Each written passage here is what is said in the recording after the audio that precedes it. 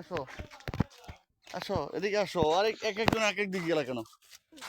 কাছে আসো, এছাড়া আসো, এছাড়া জমি হাত ধরো, জমি হাত ধরো। প্রিয় বন্ধুরা, চলে আসলাম আমাদের ছোট্ট ছোট্ট দুইটা বাবাকে মাকে নিয়ে মাদ্রাসায় যাচ্ছি। মাদ্রাসাতে যায় ঈদের পরে, আজকে মাদ্রাসা খুলছে,